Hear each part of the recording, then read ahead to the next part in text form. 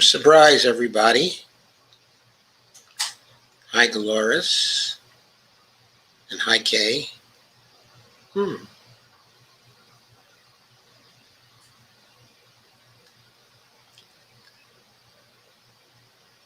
Seems like this background is giving me a little aura that I don't think I want to have. Let me sort of check this out a bit. Okay, hang on a little bit. Let's see if this is better.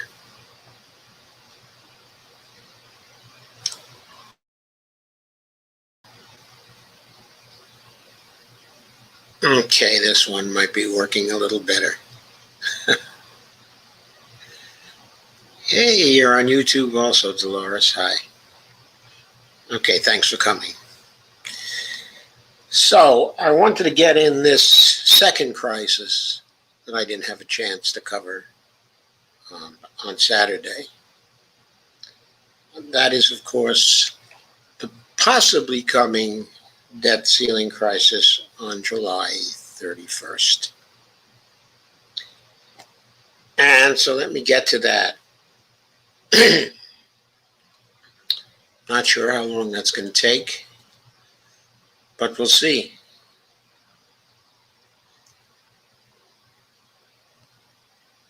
We shall see. Anyway, please share as much as you can. I don't know how many people will be available for this.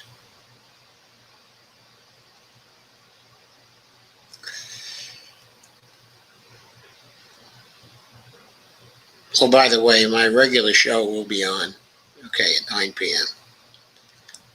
as well. So this is an extra in-depth show. Even though I've got the short take flag up there, I'm not sure how short a take this is going to be. Anyway, how do we get rid of debt ceiling crises and austerity politics?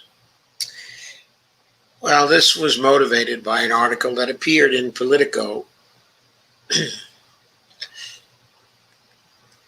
It was called "Doesn't Matter," quote unquote. Democrats reject the GOP's debt limit demands, unquote. The article was by Burgess Everett, by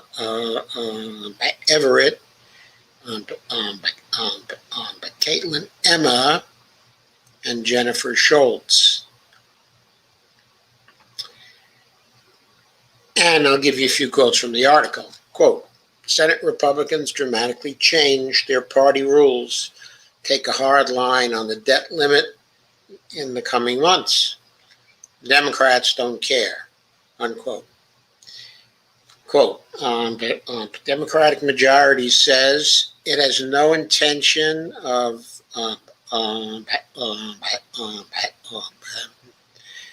actually negotiating with Republicans bent on slashing spending as a condition for avoiding default after the July 31st deadline.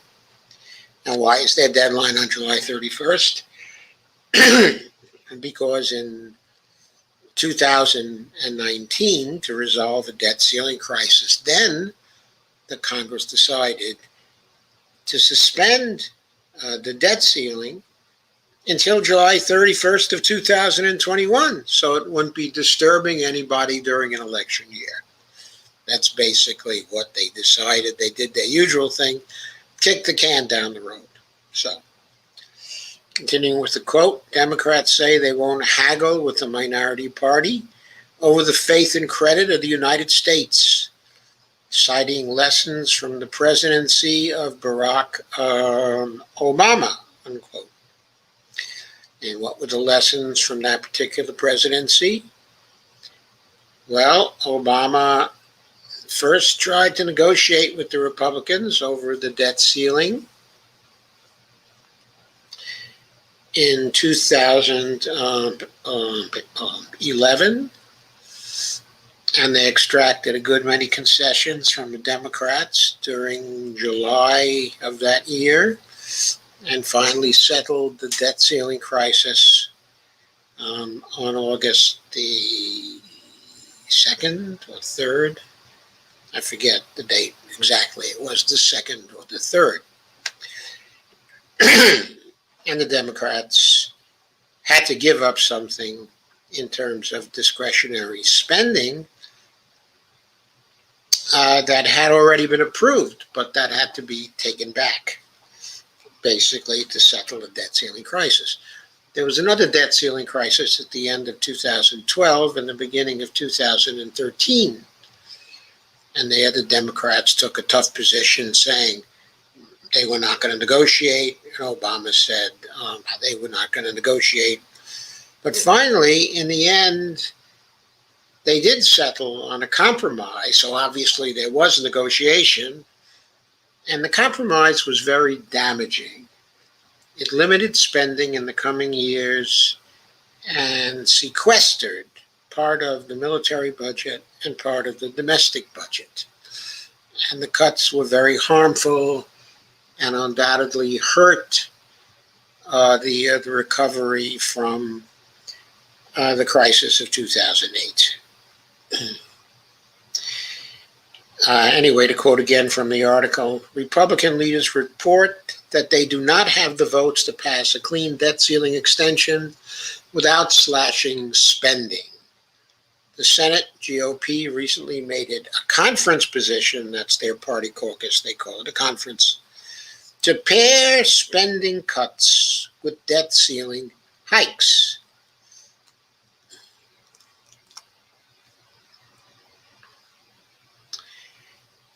Here are some more quotes, more options for the Dems from the articles. Quote, Democrats also have the option of ignoring Republicans altogether on the debt ceiling, though it would require them to consider a budget by resolution, setting the stage for using the reconciliation process.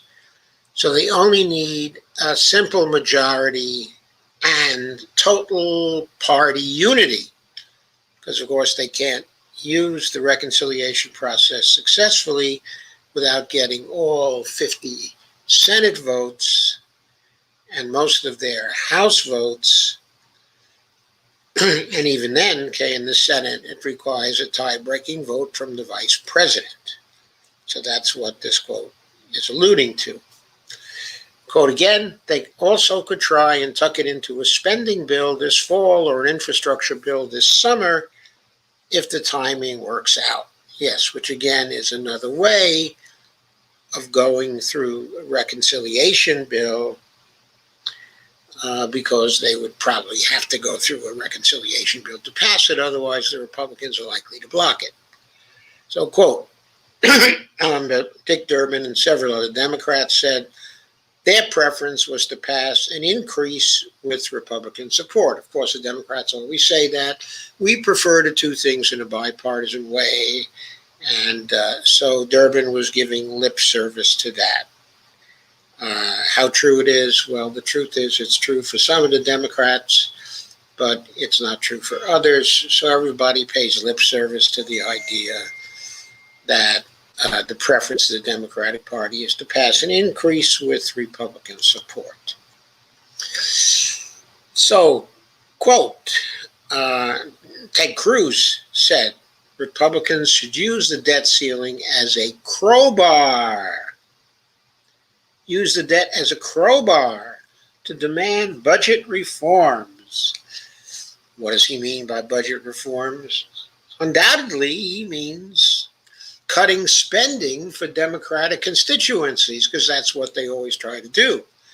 According to the debt ceiling standoff about a decade ago that ushered in an era of strict funding limits through the Budget Control Act. Now, the article fails to mention, of course, because it's a political article, it should say it's a Politico article, but they have a distinctly neoliberal kind of orientation. So they fail to mention that the Budget Control Act that was passed in 2012, 2013, that was the compromise that was reached, it was very damaging to the people of the United States, slowing down the recovery and ushering in a good deal of dissatisfaction with Obama's second term, which undoubtedly contributed to the election of Donald Trump. Going on, over the last 3 decades, Congress has acted 25 times to prevent the nation from surpassing its borrowing limit and defaulting on its loans, a breaking point that would likely diminish the government's credit rating, increase costs for U.S. borrowers, and throw the stock market into a tailspin. What Congress has done these 25 times, in every case, was the same. What it's done is to lift the debt limit. That's how it settled it. That's how it avoided a default on our loans. Now, as for diminishing our government's credit rating, we'll go into that, in a little while, and we'll talk about what happened the last time our credit rating, the credit rating of our government, was diminished because we were in a debt ceiling crisis. So we'll talk about that in just a little while. But to go on with the quotes, I should mention, obviously the framing of this paragraph is also biased towards a neoliberal notion, of things, because it doesn't mention that what Congress did was to kick the can down the road each time and never solve the debt ceiling problems. That's why it had to act 25 times, because it kept on kicking the can down the road, because it didn't have the guts to simply repeal the debt ceiling law, which it could have done at any time in an afternoon. They preferred instead to have these periodic crises, and then Congress would repeal the debt ceiling each time. Quote again, in that time, the debt ceiling has risen from about $4 trillion in the early 1990s to more than $28 trillion today. Now, folks, that may seem like a lot, but again, this is the framing of the neoliberal Politico magazine. Is it a great increase from $4 trillion in the early 90s to more than $28 trillion today? Well, that is but 30 years. What do you suppose the value of housing, how the value of our housing assets have increased between early 1990 and today? Well, I seem to remember that the condominia that we used to live in, where we used to rent an apartment, we did not own, that the type of apartment we rented was valued at the time we moved in at roughly $90,000. By the time we left, that condo was valued at something like $600,000. I shouldn't say by the time we left, but now it's valued at something like $600,000. So it's increased by 6 times. The Subaru we bought, in 1988,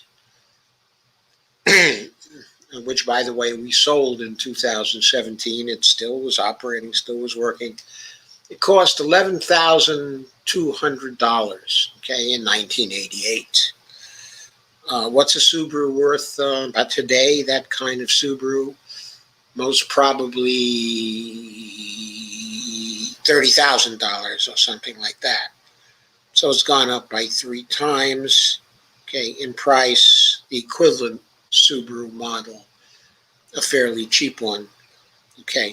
So my point is, lots of assets have increased by many times over the 30-year period.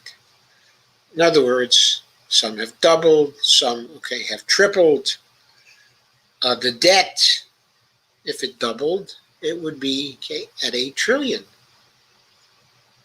The debt ceiling, if it doubled, it would be at $8 trillion. If it doubled again, it would be at $16 trillion. If it doubled again, it would be at $32 trillion. but it's only at 28 trillion today.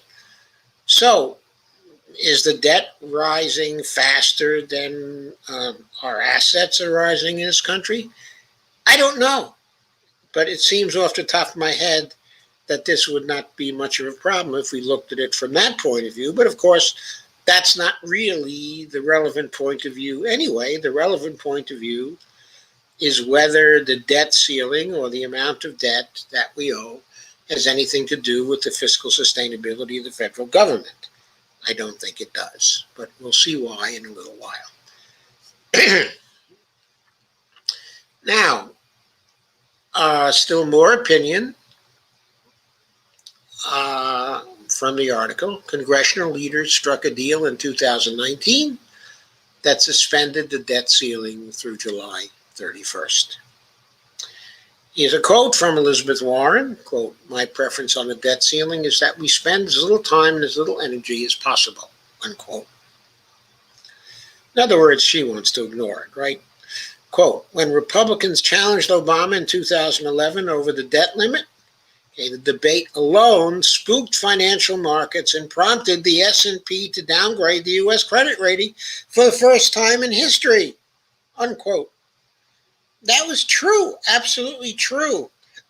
But what they won't tell you in Politico is that after S&P downgraded the U.S. credit rating for the first time in history, the cost of money, the Federal Reserve overnight rate, went down closer to zero. It did not stop people from buying U.S. Treasuries, because the people buying the Treasuries recognized that we are not allowed to default on our Treasury payments. So the people who buy Treasuries knew there was no risk in buying Treasuries, and they didn't care what the goddamn S&P had to say, because the S&P has no effect on our fiscal sustainability. One of the stupidest things the S&P ever did was to downgrade the credit rating of the United States. Okay? So, Joe Manchin says he hasn't even thought about the debt ceiling. But he also says, according to the Politico article, that he has the debt number, the national debt number, texted to him every morning. Can there be a greater fool in the United States than Joe Manchin? I don't know. Anyway, summarizing the situation. So the debt limit suspension ends on July 31st.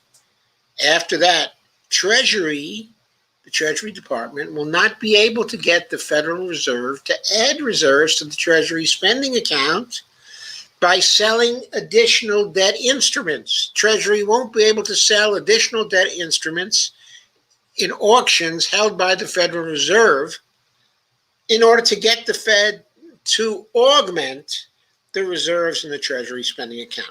That creates a situation where the Fed will only augment reserves in response to settlement of tax deposits by Treasury, and the amount of such deposits won't be enough to offset necessary spending on congressional appropriations and repayment of previous debts. This is a cash crunch for Treasury. It creates the possibility that Treasury won't be able to spend its appropriations or repay debts on time. That's a default. That's default. We're facing default. Aren't we facing default? So, on the other hand, though, the federal government is prohibited from defaulting on its debts by Section 4 of the 14th Amendment. In other words, it's illegal for us to default on our debts. Also, since Congress is empowered by Article 1, Section 8 to create federal money, it has the authority, and because of the Article Section 4 of the 14th Amendment, it has the obligation to create money itself, to order the executive branch or the Fed to create it by adding reserves to the Treasury spending account, or to repeal the debt ceiling law ending the crisis, or to do all of these things to comply with the 14th Amendment, with Section 4 of the 14th Amendment. The Fed, by the way, also is obliged to add a reserve to the TSA, since it has the authority to do that, and it too is bound by the 14th Amendment to the Constitution, since it is a government agency, according to what it itself says on its site. The Treasury itself is obliged to cause the Fed to add reserves to the Treasury spending account, since the Treasury has the authority to do that. Now, when I say it has the authority to do that, I'll elucidate that as we go along. So, all three, the Fed, the Treasury, and the Congress, are obliged by the 14th Amendment to avoid default by doing what each can to add those reserves or cause them to be added by others. In other words, if Congress doesn't want to add those reserves itself by law, it could cause them to be added by the Fed. Or it could cause them to be added by Treasury. It could order Treasury to do what I'll be talking about in just a couple of minutes. So anyway, summarizing the situation once more, or further summarizing the situation. However, according to the Politico article, Republicans are saying they will block raising or suspending the debt limit if they can't get agreement from the Dems to cut spending they want to cut. So what they're saying is that they're going to take a deliberate action to violate the 14th Amendment to the Constitution. The Republicans are saying they have no fealty to the Constitution of the United States, to Section 4 of the 14th Amendment. The Dems, in reply, say they're not going to negotiate and will just ignore the Republicans. So they're saying they don't have any obligation to try to comply with Section 14 of the 14th Amendment. Well, we've seen this before, of course, like in 2011, 2012 to 13, 2019, and so on. It sometimes results in costly government shutdowns and unnecessary drama, and always results in spending cuts harmful to government programs people need or to defense programs. It also results in people missing paychecks sometimes, contractors missing paychecks, or government people missing paychecks. The cuts have also resulted in economic harms, including secular stagnation, lower growth in GDP, and higher unemployment than is necessary. So the cuts which have come out of these debt ceiling crises have harmed the nation as a whole. Congress has harmed the nation with these unnecessary deficit ceiling crises. In spite of these harmful effects of the debt ceiling conflicts, neither of the two parties seem interested in using methods of avoiding debt ceiling crises other than agreeing on cutting spending or raising taxes. Also, news articles like the Politico article never discuss any permanent solutions to debt ceiling crisis, but simply focus attention on posturing about spending or taxing. It's as if the mainstream news sources aren't interested in permanent solutions, or at least can't think of any outside of the neoliberal paradigm of Reagan and Thatcher. Of course, in that paradigm, all that exists are tax revenue or debt revenue, right? That's all you can do. You can tax or you can borrow. But if you want to spend. So all they can think about is that. Because all they know is Reagan and Thatcher. The schooling of today's reporters doesn't seem to have gone beyond the Reagan and Thatcher administrations and what they thought about how things had to be financed. But there are at least 4 alternatives to the very unsatisfactory choices provided by neoliberalism. 1, repeal the debt ceiling law. The debt ceiling law was passed in 1917 when we went into the First World War to grant the executive greater spending flexibility while still limiting war spending. Why did they have to pass it at that time? Because before then, every time the government wanted to deficit spend, it had to get specific authority from the Congress to do that. And since we were entering a war, Congress, especially the progressives, wanted to give the president greater spending flexibility. But they didn't want to completely allow war spending to get out of control, so they decided to set a limit on it. But when the president wanted to deficit spend, he would be able to borrow money up to that particular limit. No, I misstated also the limitation before. Every time the president wanted to borrow money before then, every time he wanted to sell debt instruments, he had to get the consent of Congress to sell debt instruments before that time.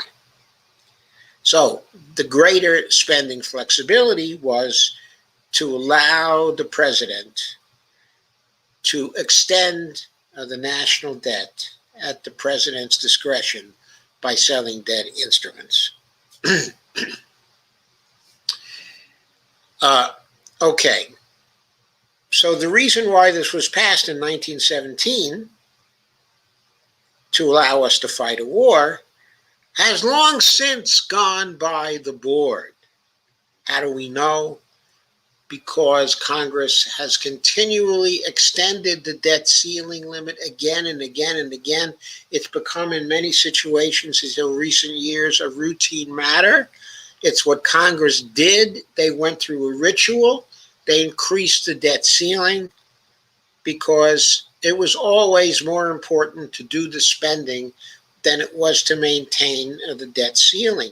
And Congress always had control of the purse strings anyway, because if we were going to need to borrow money, it was because we were going to deficit spend, and Congress was providing for the deficit spending through its appropriations.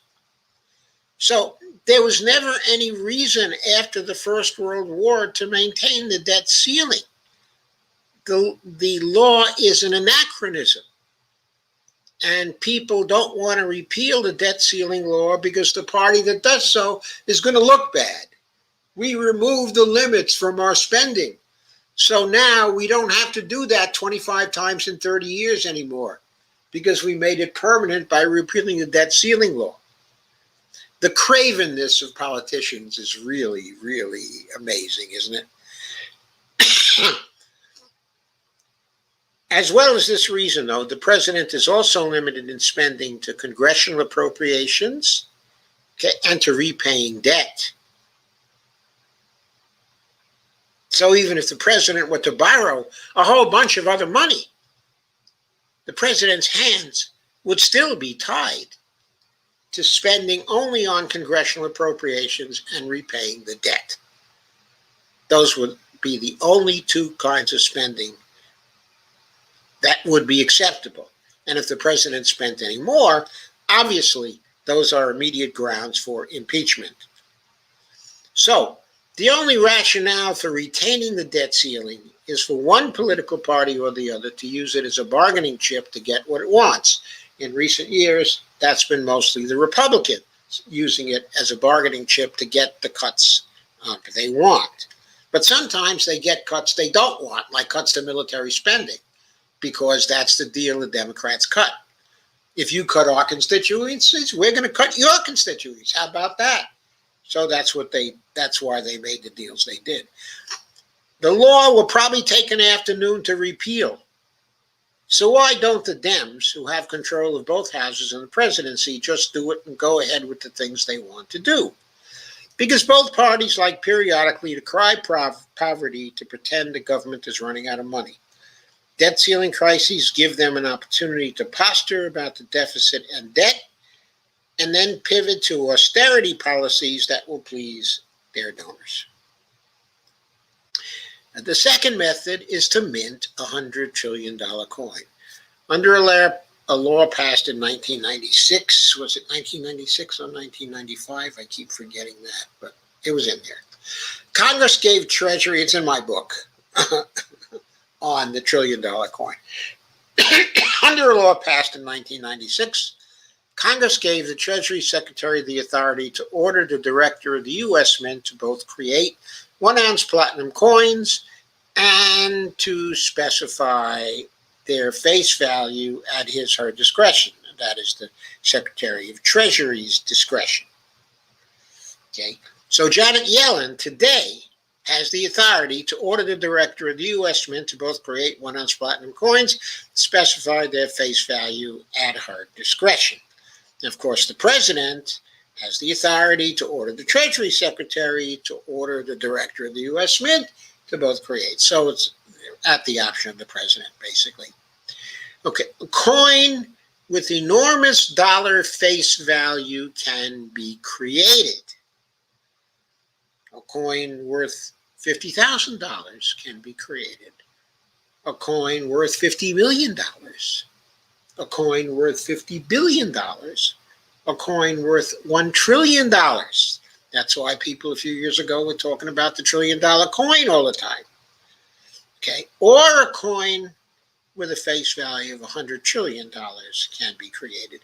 Now, this power has never been used by any Treasury Secretary or President since the law was passed in 1996.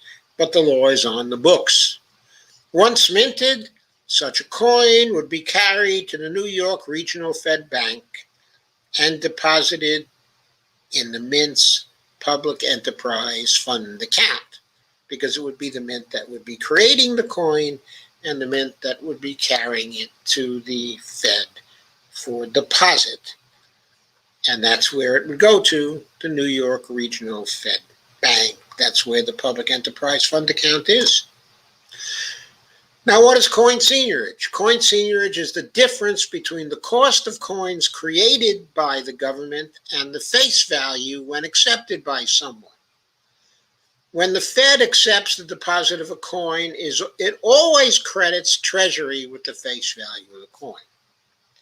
Now, it costs about $3,500 to mint and transport a 1-ounce platinum coin with any face value on that coin.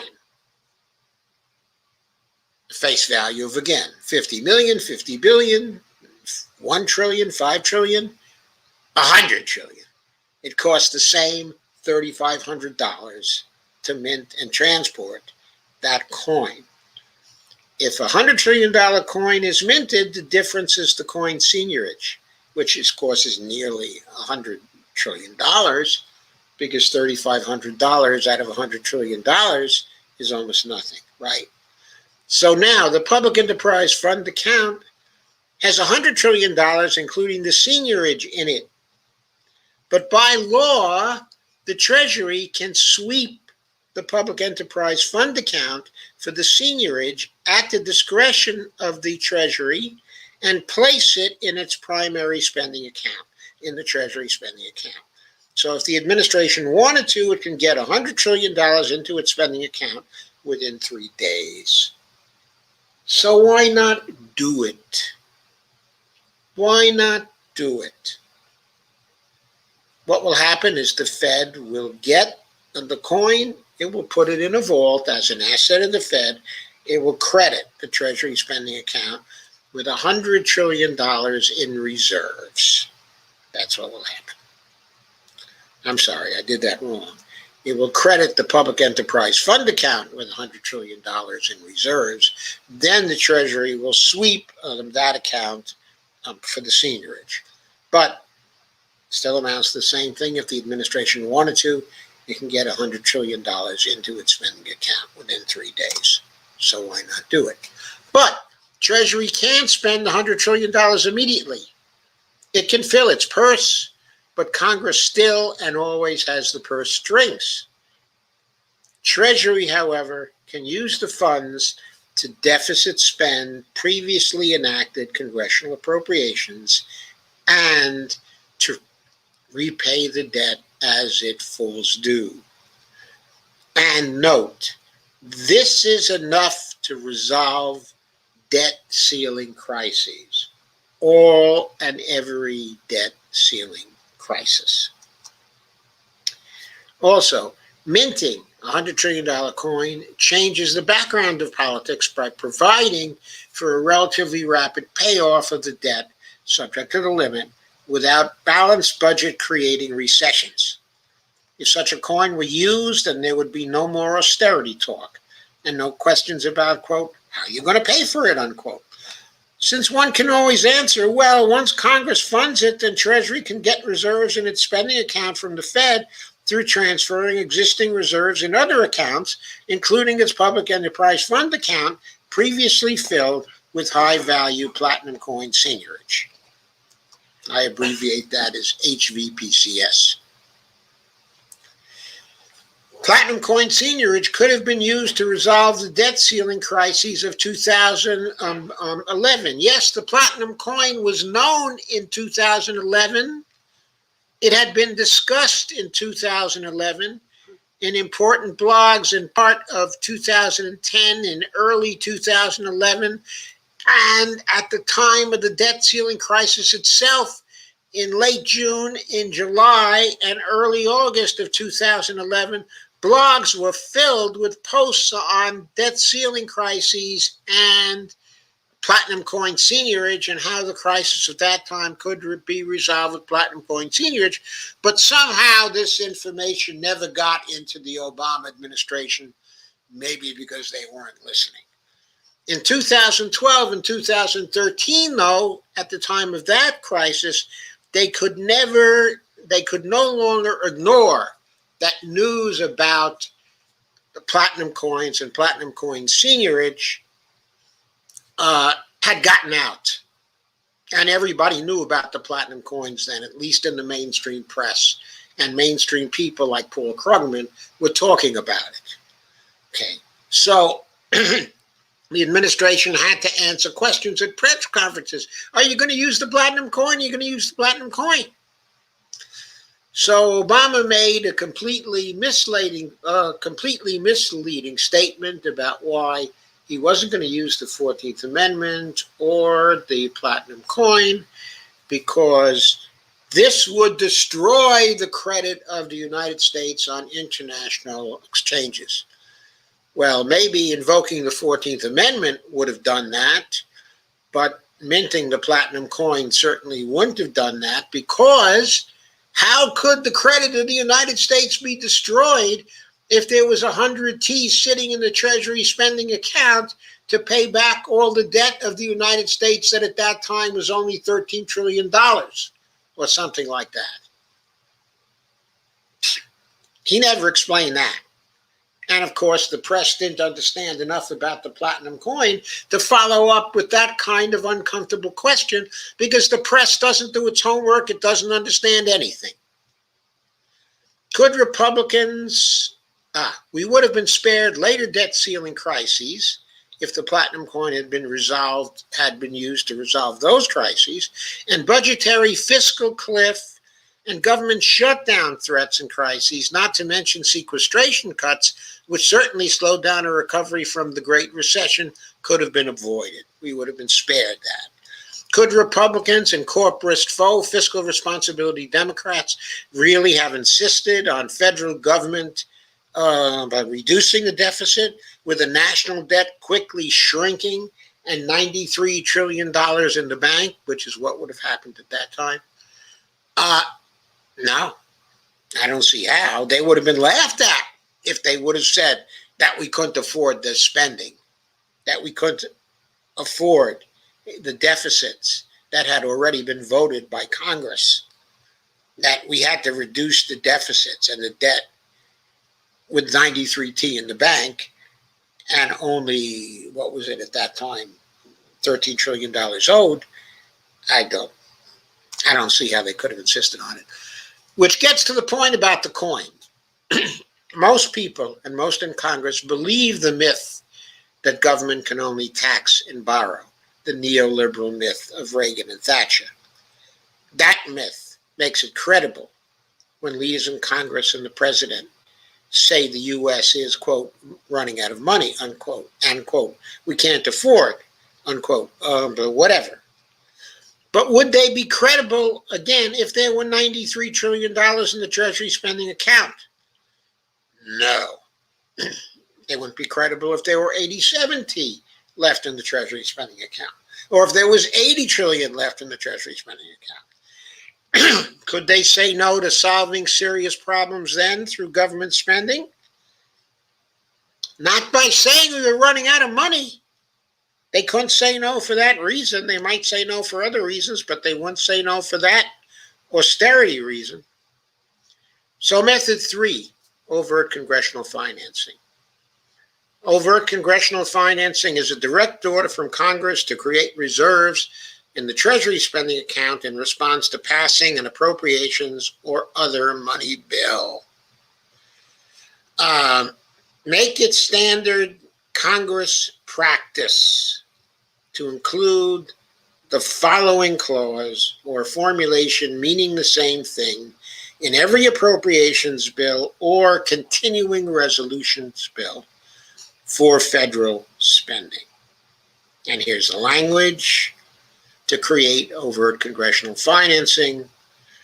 It says, upon passage of this appropriations bill, the Federal Reserve is directed to fill the Treasury spending account at the New York Federal Reserve with the addition to its reserve balance necessary to spend this appropriation. In addition, the Federal Reserve is directed to fill the Treasury spending account with the additions to the Treasury reserve balances necessary to repay all outstanding debt instruments, including principal and interest, as they fall due for the fiscal year of this appropriation. Now, the first sentence of this language ensures that in the event there's deficit spending in an appropriations bill, reserves will already exist in the Treasury spending account to allow Treasury to perform its mandated spending without further borrowing. So from the point the language is included in federal legislation, further Treasury borrowing to, quote, pay for, unquote, deficit spending will cease to exist unless the Treasury wants to sell debt instruments for a specific purpose. For example, the Australian government, along about 1980 or 1979, somewhere around there,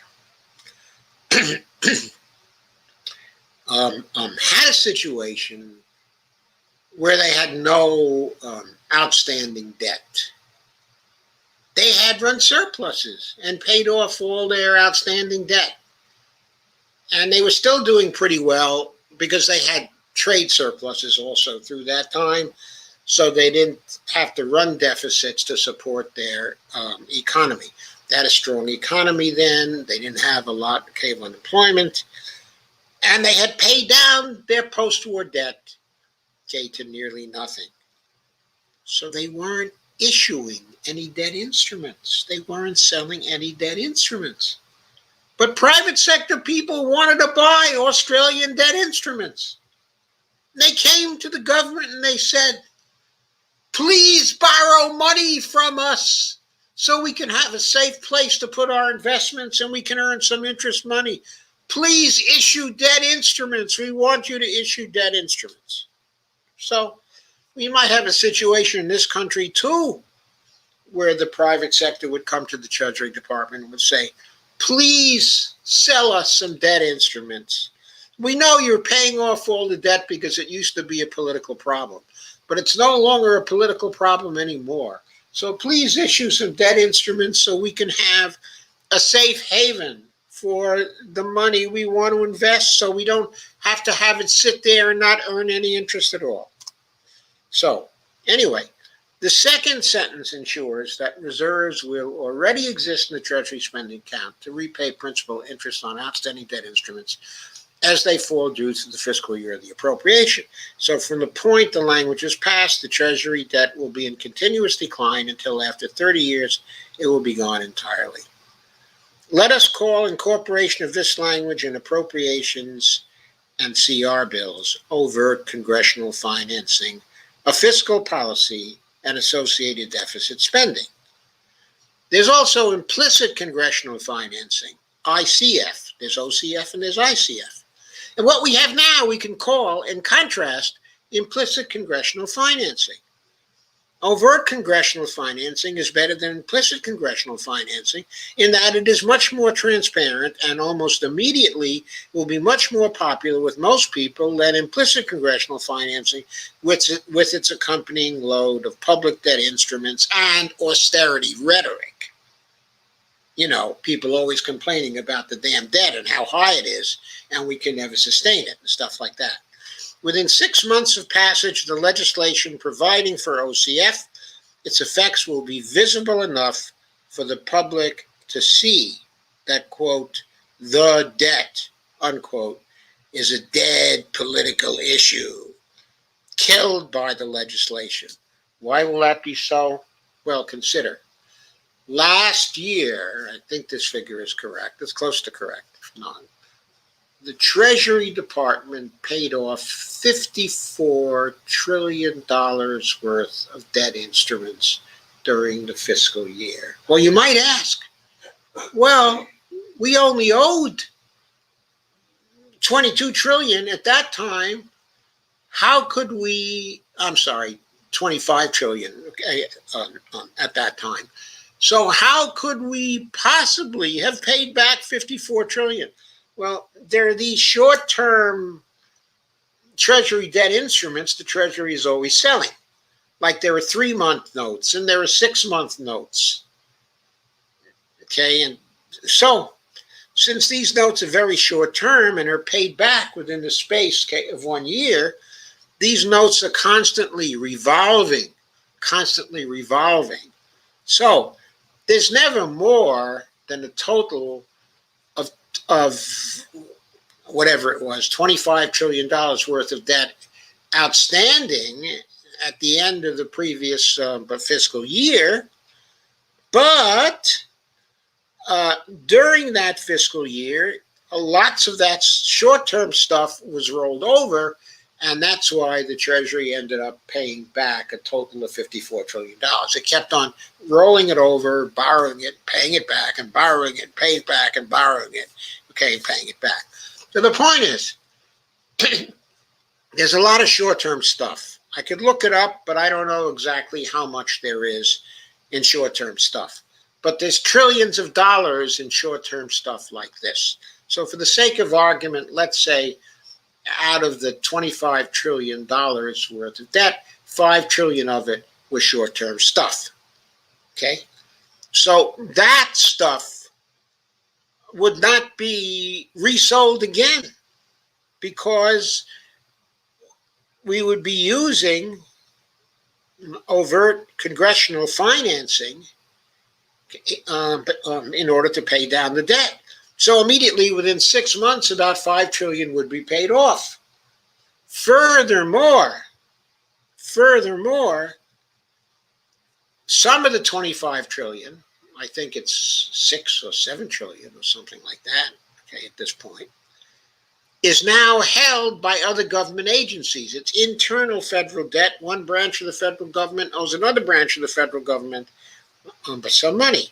So under overt congressional financing, that can be paid off. Okay, let's say that figure is like $6 trillion, okay, right now. So that would be paid off, $6 trillion. And then the additional $5 trillion in short-term debt we just talked about would be paid off. That's $11 trillion. All of a sudden, we'd see the $28 trillion worth of federal debt shrink down within 6 months by $11 trillion. Would anybody ever be afraid of the debt again? Converting it in 6 months from 28 trillion to 17 trillion?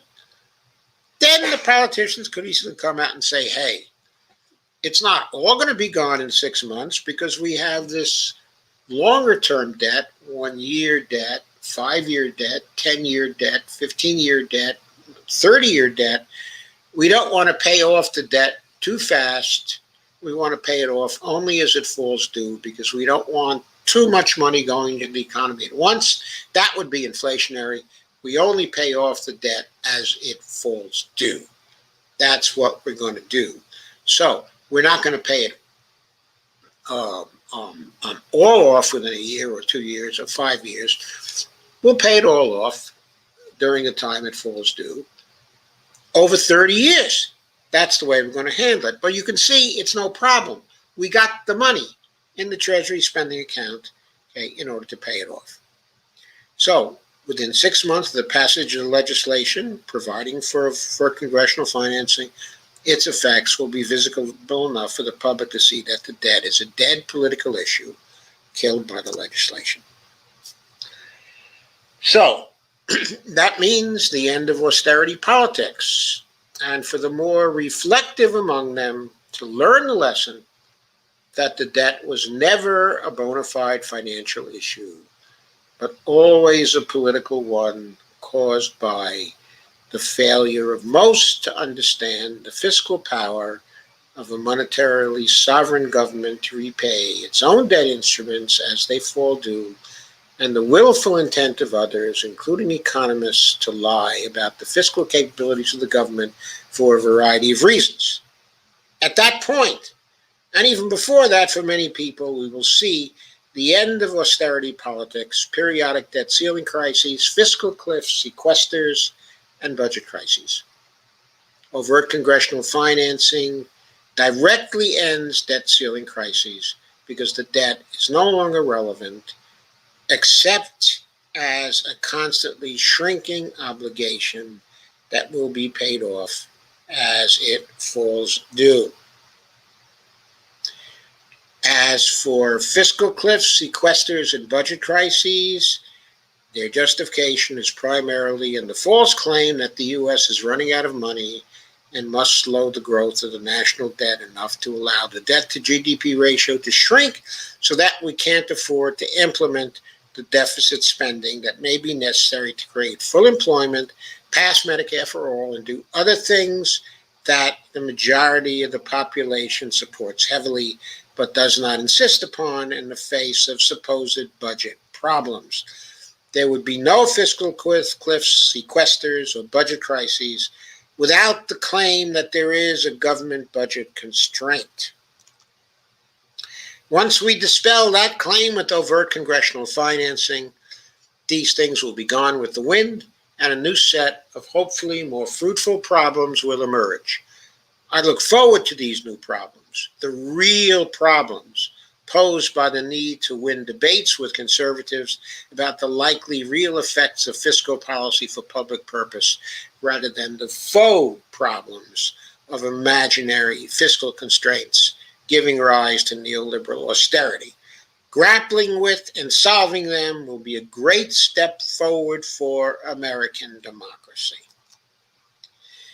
The fourth method now, placing the Federal Reserve under the Treasury Department. Once, when Congress created the Federal Reserve in 1913, progressives and many others believed that the Fed could be staffed by technocrats who would be unbiased and who could be trusted to perform the vital functions of the Fed in a way that was fair and even-handed. But over the years, faith in technocrats has vastly eroded, and legitimacy of the Fed has been undermined, in part because its, quote, independence, unquote, from Wall Street interests is seen by many, including myself, as a myth. The great crash of 2008 and its aftermath have heightened suspicions about who the Fed actually works for. In fact, the crash of 2020 and its aftermath have heightened suspicions about who the Fed actually works for. Does the Fed work for Wall Street?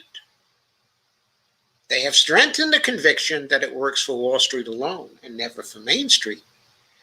After all, where was the $30 trillion plus worth of credit facilities for mortgage holders on Main Street that the Fed supplied to Wall Street and the big banks to bail them out?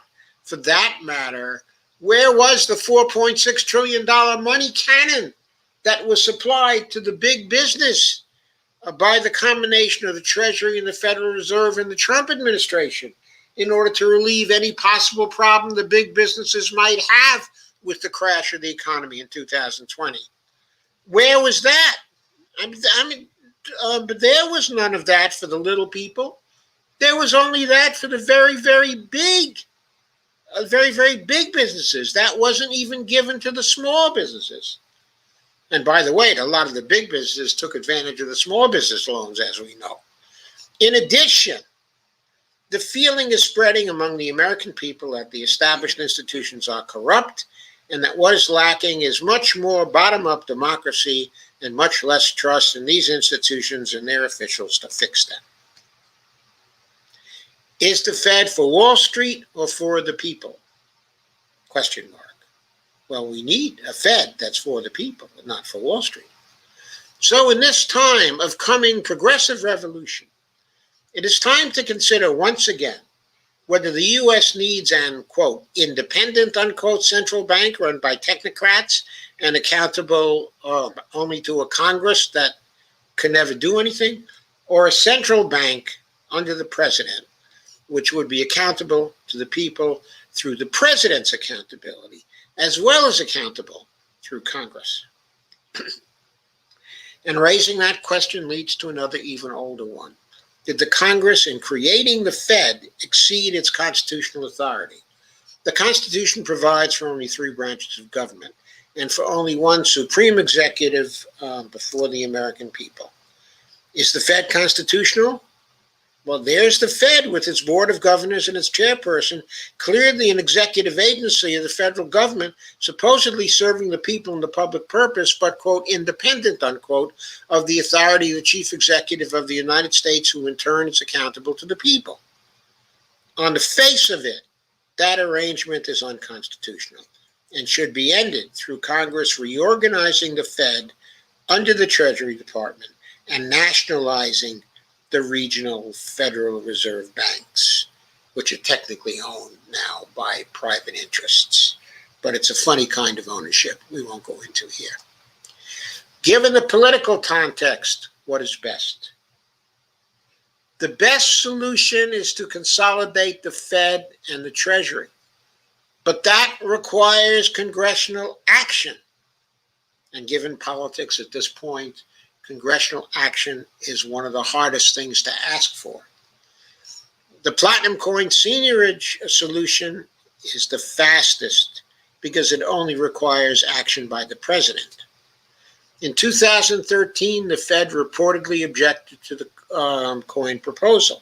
However, the Fed Enabling Act says that in cases of dispute over financial interpretations, the Fed chair must obey the Treasury Secretary.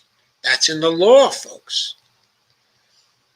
Overt congressional finance. So, in other words, the PCS solution can be forced through by the president if this president wants to do it. This president needs to be pressured in order to do that. Now, overt congressional financing is also very good. But again, it requires congressional action. And you probably won't get that congressional action, okay, until there are more Democrats in Congress who can see the advantage of doing overt congressional financing and establishing that as the custom. Once it is the custom, when it is enshrined in a number of years of appropriations bills, and it's seen by everybody that that's the key to paying back the national debt, then no Congress will dare to not put this boilerplate 2 sentences into legislation, because no party will want to be tagged with the charge that they brought the hated national debt back into politics. They won't want to be responsible for that. So even the Republicans will put in the boilerplate, even though they really want the debt to come back for all kinds of political reasons.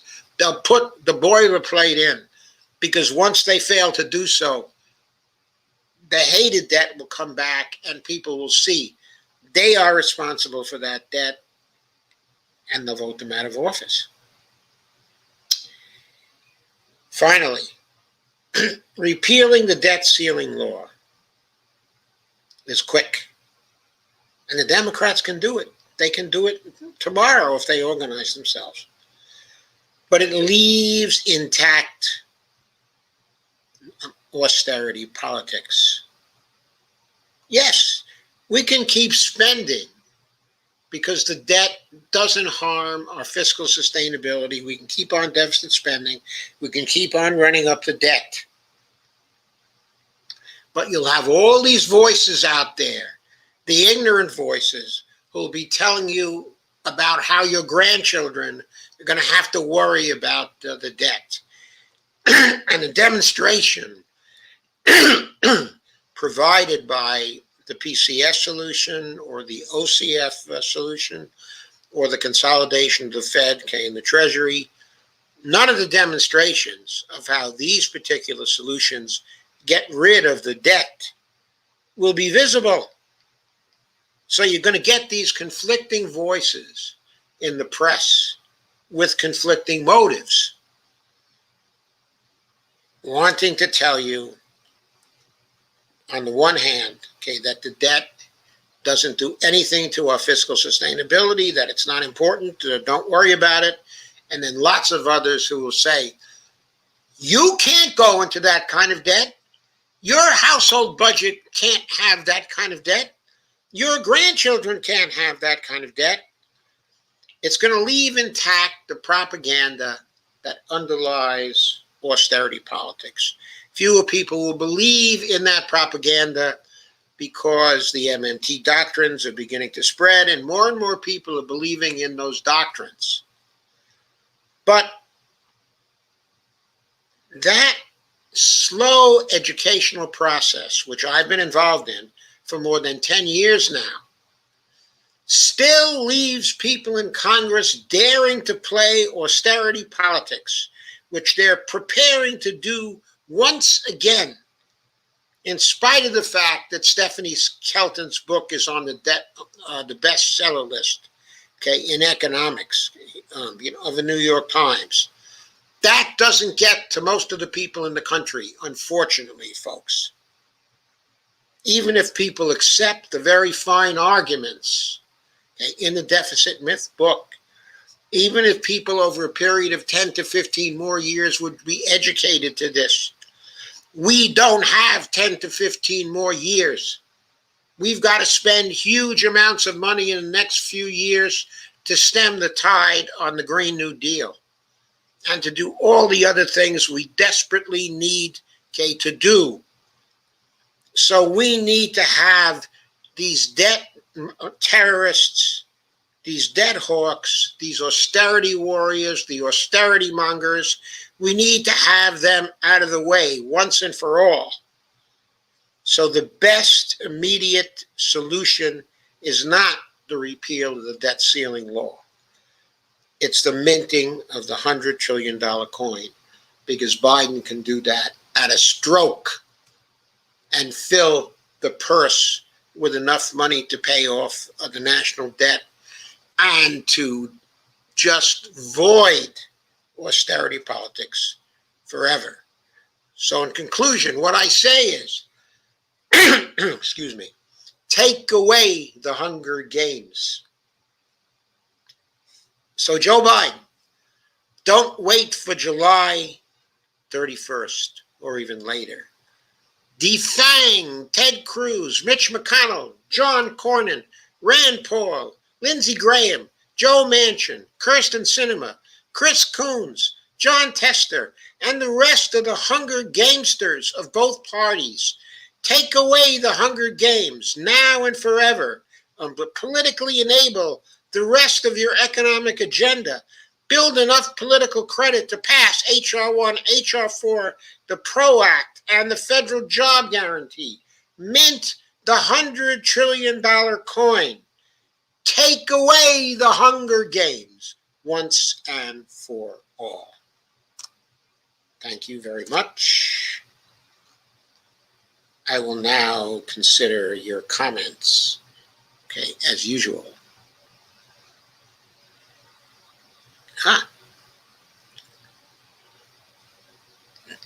Thank you for tuning in, folks. Amber says, hello, Dr. Joe. Hello, my lovelies. Hello, Amber. And Kay says, hi, Steve. And Steve says, Lee Camp, redacted, just followed me. Oh, good. Rob R says, hey, Yoda, how you doing? Long time no see. I've checked out because I couldn't handle the international political embarrassment anymore. Well, it's great to see you, Rob. Robberoo. Steve Gonzalez, if Joe had a glass of wine, RN, I couldn't control the urge to drink at 3:30 instead of 9 p.m. Laugh out loud. Afternoon delight. Steve Gonzo says, huge hashtag Free Palestine protest greeted by Biden in Michigan today. I'm going to have some things on Israel-Palestine on the 9 o'clock show tonight. One of the reasons why I did this extra thing is I thought this was really important. I had to get it out of the way, but there's so much other news to cover. So I just had to do an extra show today. Kay says, very cool, Steve. Steve Gonzo says, massive protests going on nationally and worldwide. Big ones in Cleveland, Columbus, even in Dayton, Ohio. That's really exciting. Steve Gonzo says, hashtag OCF. No, hashtag OCS. No, hashtag OCF. Evelina Pond says, my goodness. But Jayapal is pushing that, I think. Good for Jayapal. Kevin, so analysis and commentary, Joe. Thank you, Kevin. Thank you, Kevin. Sorry not to see you at 9 p.m. for the 9 p.m. show, Kevin. Steve Gonzo says, QAnon shaman, a.k.a. Dances with Cal, blames autism propaganda as excuse for his sedition. Many Capitol rioters seem to be using various hashtag short bus defenses. Infamous Capitol rioter showed up at Rudy Giuliano's event despite being on FBI's most wanted list. So where was the blinking FBI? If he's on the most wanted list and he showed up at Rudy Giuliani's event, where were they? How come they weren't able to shut him down?